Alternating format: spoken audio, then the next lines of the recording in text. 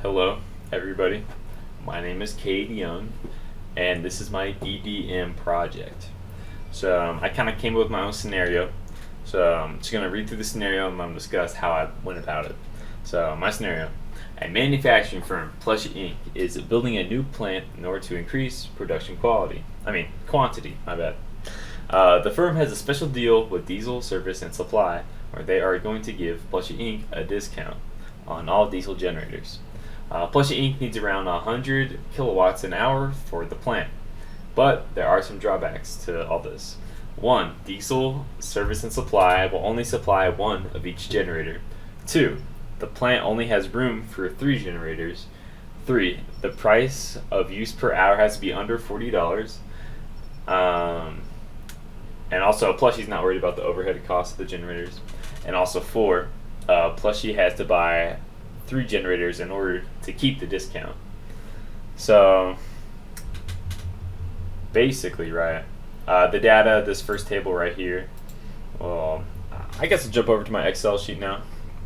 The raw data I stripped from the actual website from Diesel Service and Supply, and they have all sorts of, they got a list of generators and their sizes and how much gallons an hour they take, and it kind of varies depending on like how big their load is and how big it is, but not like a whole lot. But you can see over here on the graph to the right that obviously the full load will give the most power and 1/4 load will not. So my first step is to convert the gallon per hour into the actual price of it.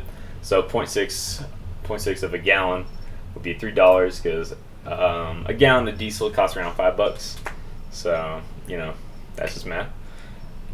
So I did that for all the loads and all the sizes, and then what I do is I scroll down here and I go ahead and separate 1/4, and I divide the size of it by 1/4.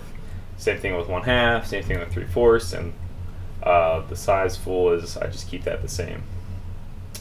So we'll see. Okay. So down here is where all the magic happens. So right now I'm using the solver method, or the solver add-on. That's right. So what I've done, so what you can obviously see is happening is that each one of these like strips of data corresponds to this one corresponds to this one, that one, and that one, right? And so the ones on the side is represented by binary. So if it's a 1, that means we're using that generator. If it's 0, we're not. So we should only have 3 ones. So with using the solver method, I have put down all these constraints right over here. 4 of them are just saying that these had to be binary. A couple of these saying that the totals of the kilowatts has to be 100, and then there's a restriction on the money as well. So obviously when you first look at all this, you don't really know what you're gonna expect, but with using something like this, we can see. So now we're gonna go ahead and click solve, and this is our solution. So we're using one generator on the We're using one generator on the half price solution, which is the very first one. So we're getting $4.50, and they're using 2 on the 3/4, using the very first one, and then the like the 6th one, I guess, sure, the 6th one, and then that is totaled up to 40, and then we're happy with the 100 power, and we're using 3 generators. So that is the optimal solution to this very complex problem.